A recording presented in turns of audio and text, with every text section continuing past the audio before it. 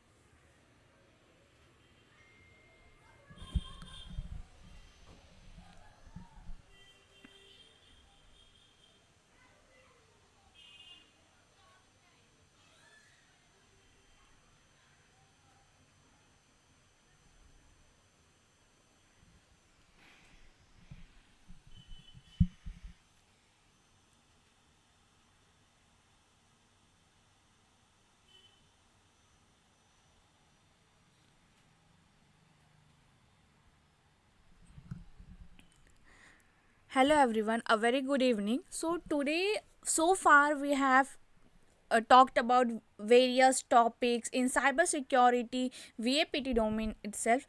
Today we are talking about the most important roles and most important criteria in the cybersecurity, that is your red team versus blue team. So far we know that we are having the major teams, that is your red team and blue team. So why there is a need of these teams? What are their roles? What are their skills? What are the activities they are performing? And how they are going to protect an organization? So let's talk about this. So the very first thing is that what are their objectives? So this is actually in this entire VAPT bootcamp we have talked a lot about vulnerability assessment, penetration testing, and a little bit about blue teaming as well. Now let's typically see what this both the teams are there present for the organizations, because vulnerability assessment and penetration testing is something that is actually talking about your privacy, your data, preventing the organizations, the individuals from getting any kind of cyber breaches or attacks, 0 day vulnerabilities attacks, even though you can say. So, for that, not only a specific way, but there are different ways. So for that there are structured approach. So how this all going to take place in an organization for different financial sectors, your health sectors, your technology sector, even your healthcare sectors. So for this we are having this red team and blue team. So if we talk about their objective, so red teaming is your actual vulnerability assessment and penetration testing team. Why? Because red teaming is something where they are actually creating a simulation just like your real world environment, and there they are trying to identify certain vulnerabilities, and based on that vulnerabilities, based on that loopholes, they are trying to provide a documentation report which says that this particular vulnerability has been detected in your network, in your organization, and how you can provide a proper mitigation and how you can enhance your security more, where you have to focus a lot and where there is something you don't have to make so much effort. So this is what your objective of being a red team player. But when we talk about blue team, blue teaming is actually your defensive team. Why? Because they are not going to perform any kind of simulation.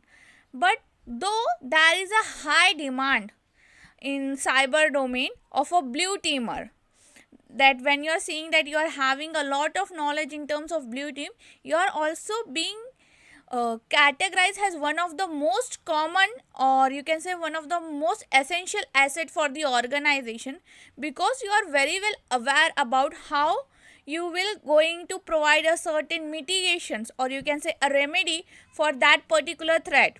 You are very well aware if there is any kind of suspicious activity going on in the network, any anonymous behavior from the user, any kind of misconfiguration, how you are going to give a instant remedy. So you can say that blue teamers are one of the best example. You can say that just like a first aid, blue teamer are the first person who are checking for the outgoing and incoming traffic, the suspicious activity, monitoring, each and every stuff are done by this blue teaming. So this is what your introduction about the red team and the blue team. Now before going to the skill sets, the activities, what actually does a red team and a blue team do? So anyone have got any idea, or what you can contribute in this, that whether you want to be a red teaming member or you want to be a blue team member? You can write in the chat box that which specific domain or which specific team you want to contribute a lot and why.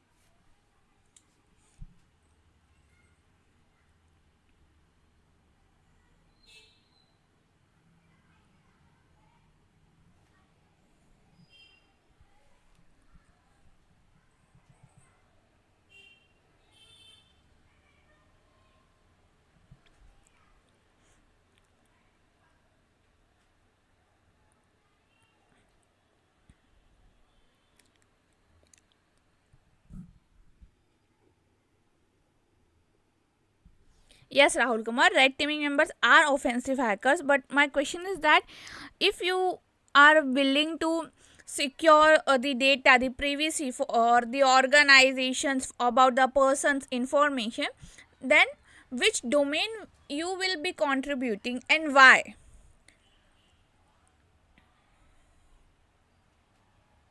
And red teaming is, yes, absolutely, it's an offensive domain, but specifically you cannot say that only hackers,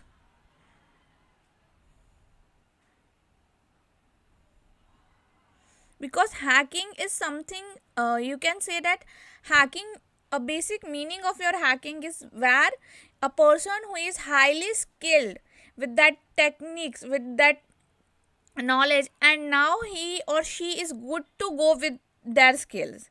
So that's what your hacking actually called.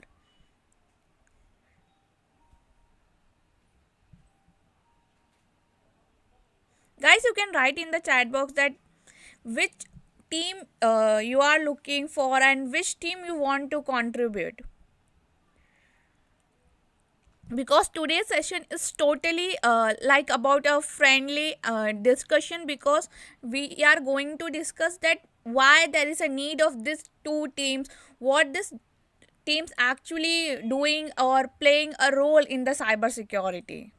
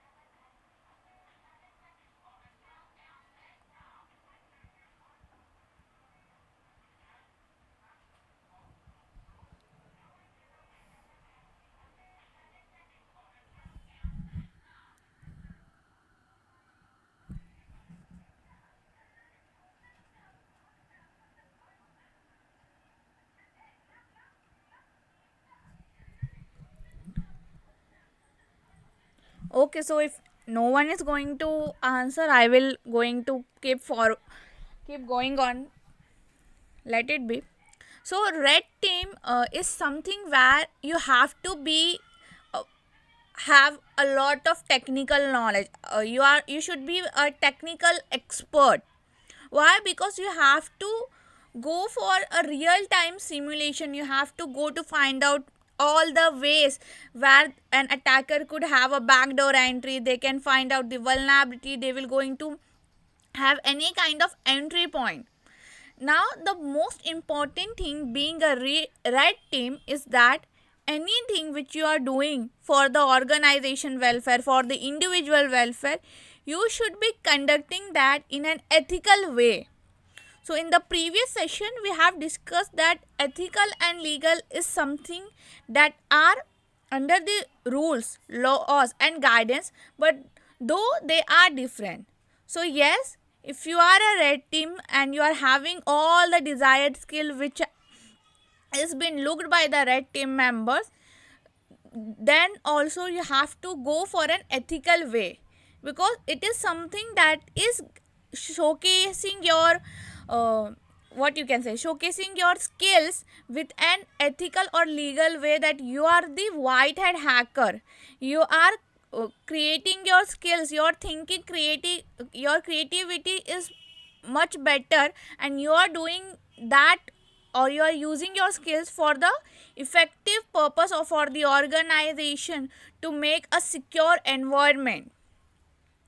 Now, being a red team member, the desired or some of the basic skill set that you should know is that you should know how to check a code.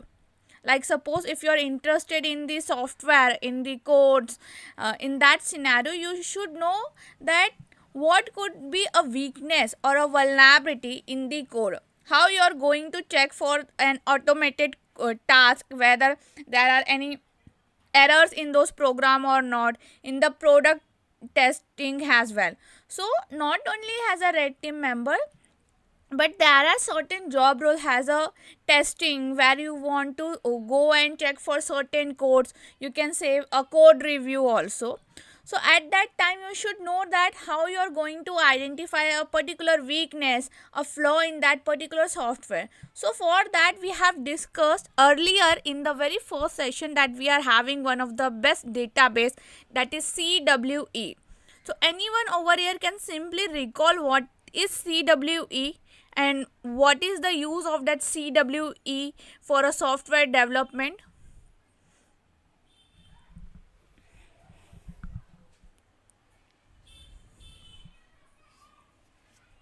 So CWE is something that we have learned in 2 to 3 sessions. So I am expecting that you guys are aware about that term and what is the usage of that CWE in case of software development. So just simply write in the chat box that what is CWE.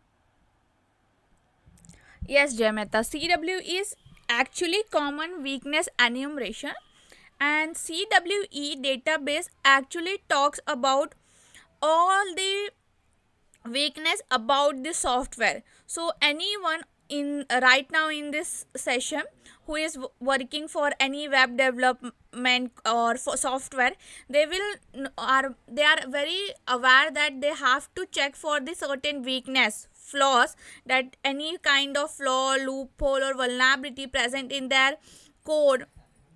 So for that they are going to use this CWE database. So CWE database not only talks about your software related, but it's rather more than that, that if any weakness is there, how you will going to take over that. So that's what CWE database talks about. Rather than this, we are having penetration testing, threat intelligence and reverse engineering.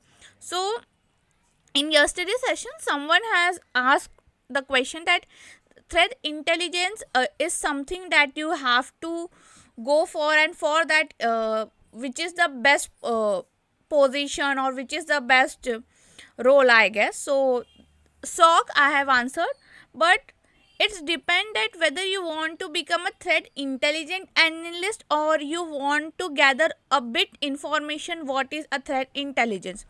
Because over here threat intelligence is something which is not only present for the blue team, red team, but everywhere in the cybersecurity threat intelligence is having a different aspect. Why? Because from 0 day vulnerability to getting that vulnerability known by everyone, that's the work of a threat intelligence. Because they are changing from unknown threats to the known threats, their main task is that how they are going to consider that unknown threat or that unknown attack should be known attack and should be known vulnerabilities. So that's the reason we are having threat intelligence wide perspective roles, jobs and vacancies, not only in red team, blue teaming, but also organization who is very much aware about the cyber security, the data protection, information and each and every stuff. They are having a different entire domain for threat intelligence, threat investigation. and this threat intelligence or investigation team are majorly working on the loopholes, and they are coordinating parallelly, or you can say simultaneously, with the risk management team, with the authorities, hire person for a proper security or for making a proper blueprint of how they can make an organization more secure. Now when we are talking about the penetration testing, so make sure in your mind that penetration testing is a practice, or you can say is a part of your red team. Okay, so penetration testing is actually a part of your red team. So in this, as a penetration tester, your job is to create, you can say, a simulation environment where you can try different types of exploits on that particular network to check any vulnerability is there, and if yes, how you can exploit that network as a perspective of an attacker, not as a perspective of a security tester. Then and there only you will be able to categorize that what sort of attack could happen on this organization, and how you are going to make sure that organization will be protected from those attacks. So this is what some of a common role, or you can say skill set, as a red team member you should have. Next, we are having some of the activities that usually as a red teaming member you have to perform, you have to check, or you can say even though you have to trial and run, just to make sure that there is no any breach should happen on the organization. And one of the important point in red teaming is that each and everything which you are trying to perform on the network for the organization is with the concern of the organization and under the certain guidance. If you are not following that particular guidance, or you are not following or you are not taking the permission of the organization to perform certain tasks, you are under the violation act, that you are violating a certain rules and regulation. So at that time you will be punishable for certain offenses. So make sure anything, being a red teaming, if you are having a wonderful skill, no doubt, but you should not go under any violations act. So what are these basic activities? That is your social engineering, your penetration testing, your intercepting communication, card cloning, and making recommendation to blue team for security improvement. Rashid, I'm going to talk about this, so wait a while. So social engineering is something that every one of us are very much aware that in social engineering there is a lot of phishing, tailgating, and your baiting or shoulder surfing kind of any activity which is not correlated with your majority of the technical aspects. So anyone could have a spoof over your network, and they can get your credentials and users information easily. So for this you can use phishing, not you, but the attacker will use the phishing. So you have to make a certain awareness in the organization that this kind of ways an attacker could try to spoof you or spam you. So you have to make an awareness environment, you have to conduct a training for that. Next, we are having penetration testing. Now penetration testing is a part of a red team, but though it's having a different subcategories, because in penetration testing we are having network penetration testing, web penetration testing, Android penetration testing, cloud penetration testing, you are having IoT penetration testing. So there are a lot how you are going to penetrate and network, a web application, a server, a Android, and how you are going to provide a mitigation. So that's a reason we are having various subcategories for this penetration testing.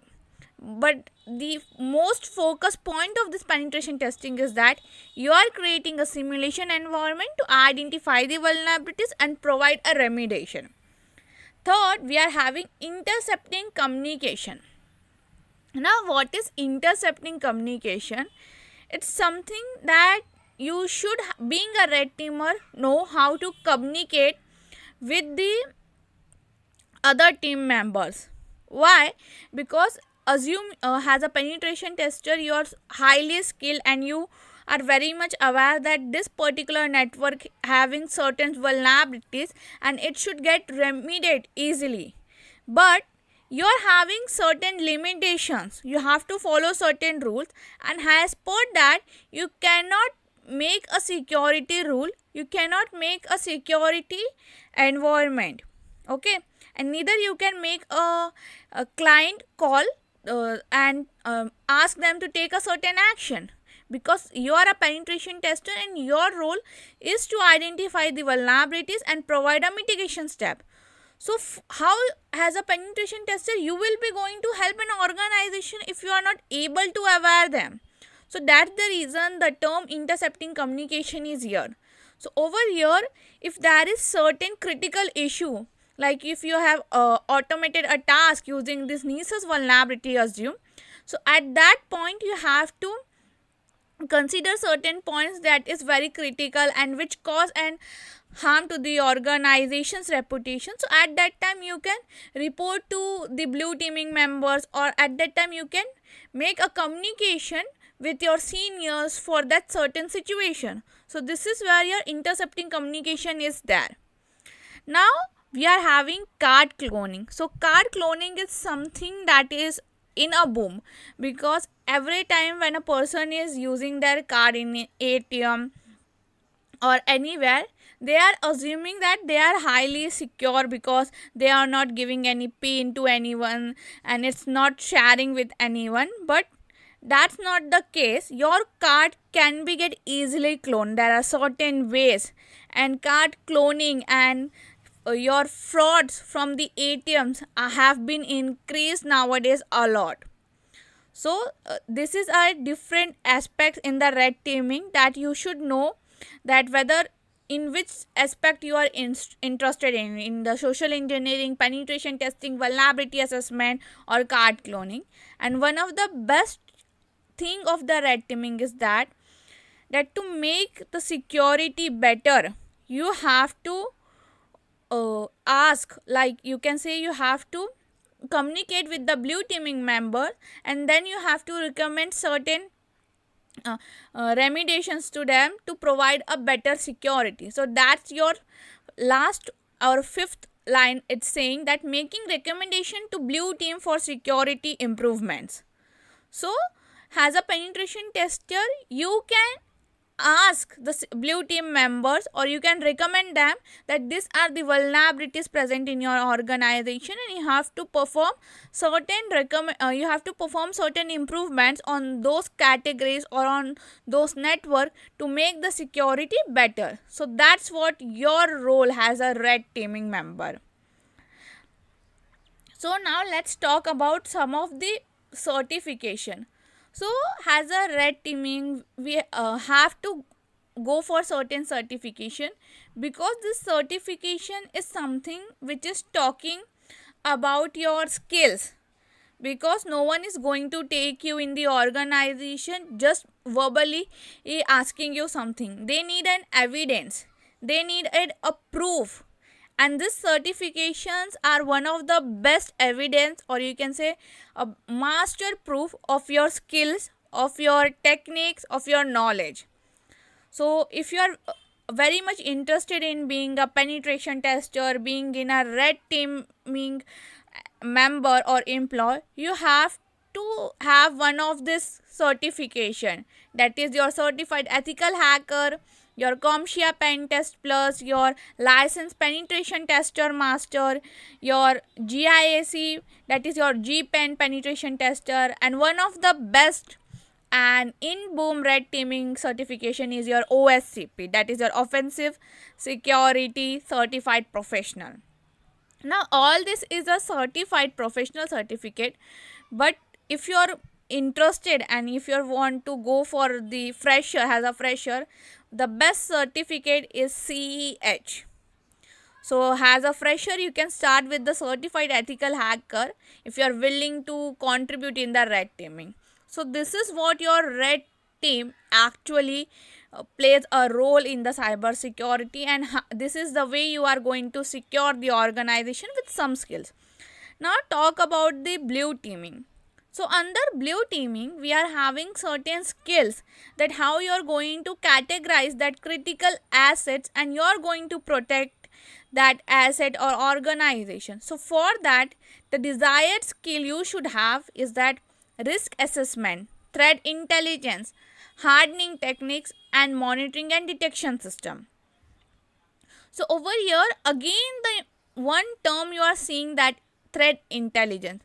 So yes, threat intelligence is something, whether you are in a red team member, blue team member, purple team member, yellow team member, you should know some bit knowledge about threat. What is threat? How threat could be identified, and what impact a threat could cause on the organization. So you should know something about threat, something how you can investigate on the threat. Not a vast perspective, but at least a pea-size amount you should know about this threat. And the most important thing, being a blue team member, is that you should know that which risk should be categorized or assessed, that whether it's will impact your administrative work, it will impact your technical entire domain, or it is talking about your operational term. Okay, so as a blue teaming member, you should have a one of the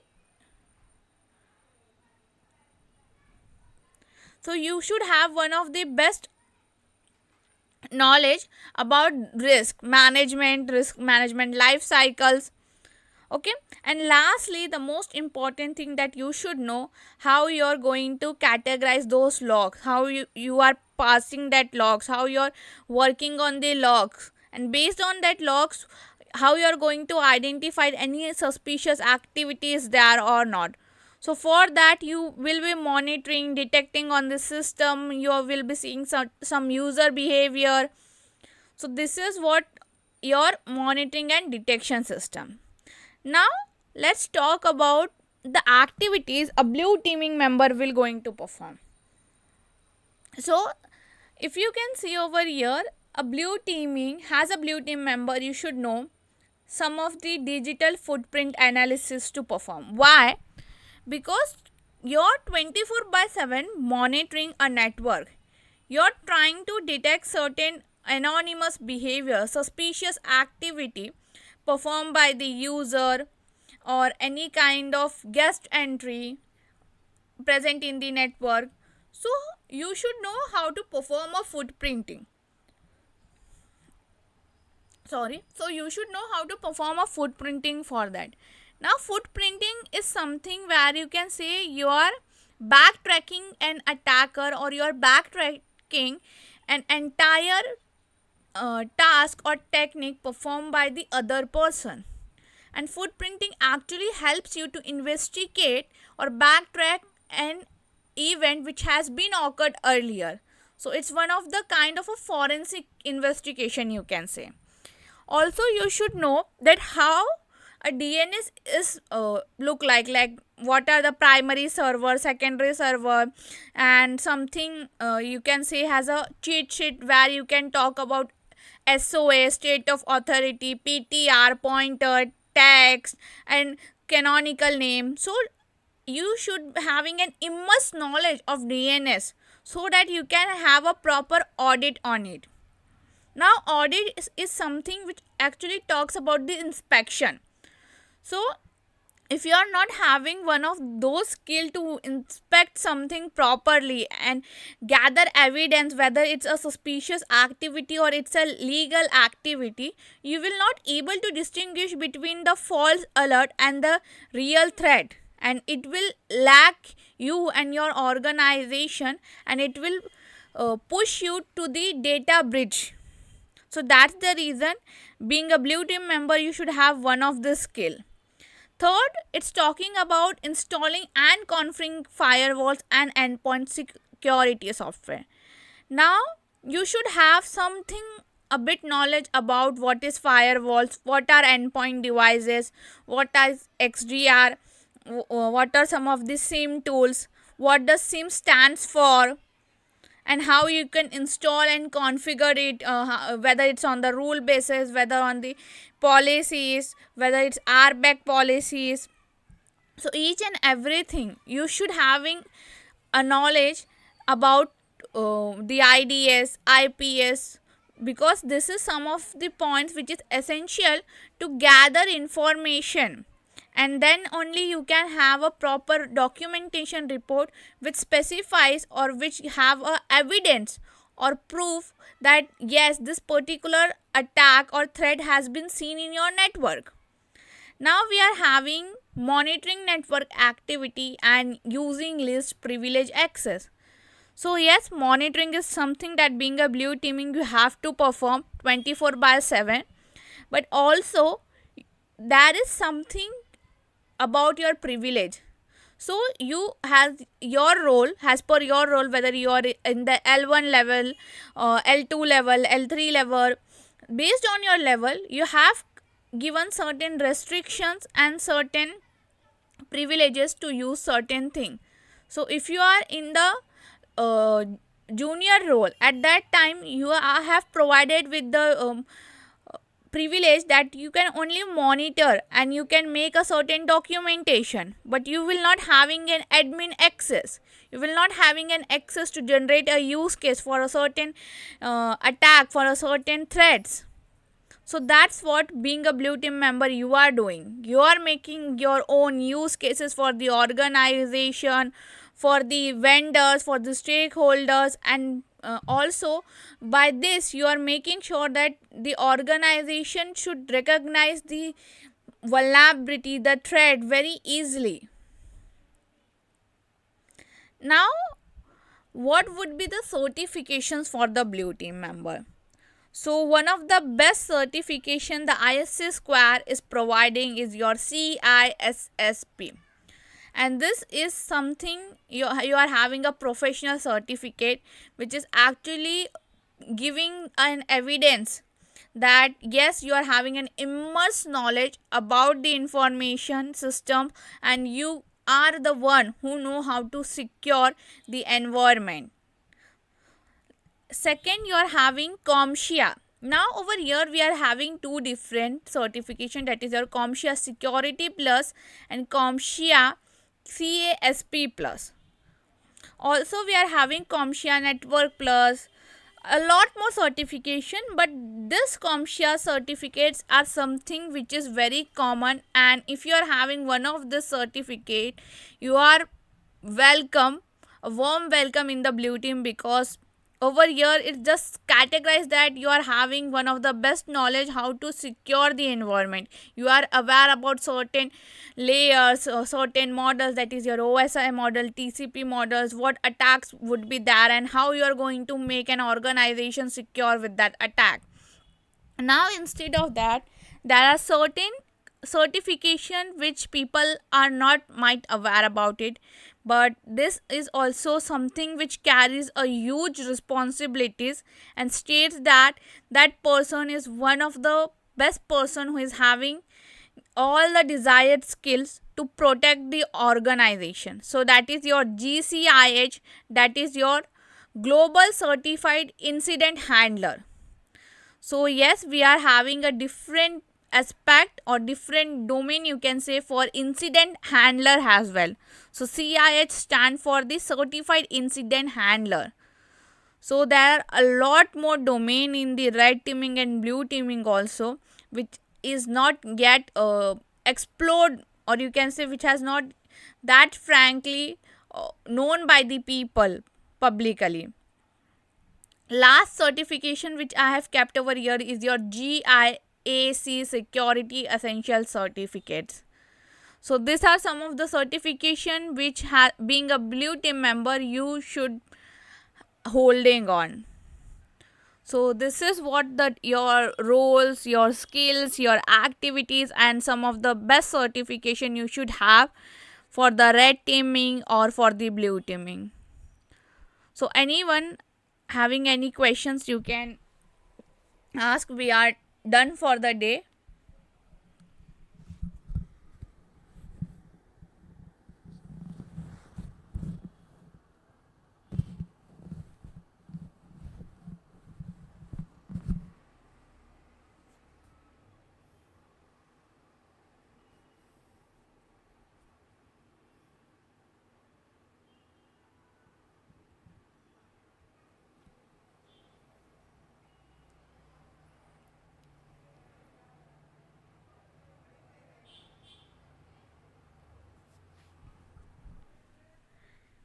Yes, Rahul Kumar, CISSP requires experience. So, for that, if you are really interested in Blue Team, you can have CES certification. So, CES certification is a, you can say it's a common certification, and you can enter in any of this domain, whether it's a red team or it's a blue team. It's an entry level certification in the cybersecurity domain. But CISSP certification will be something that is giving an additional information about your journey, about how knowledgeable you are.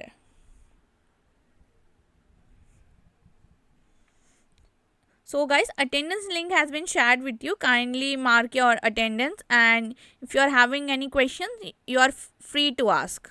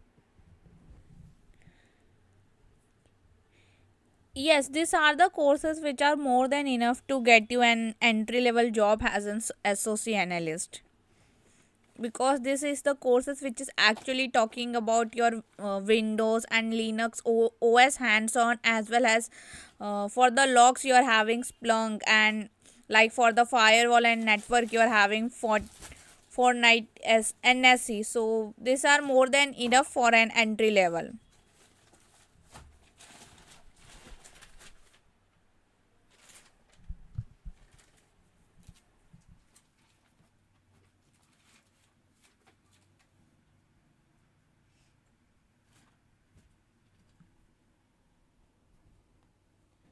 Like if you want to go for the threat detection, you are having one of the best certification provided by the EC Council itself, that is your threat intelligence analyst.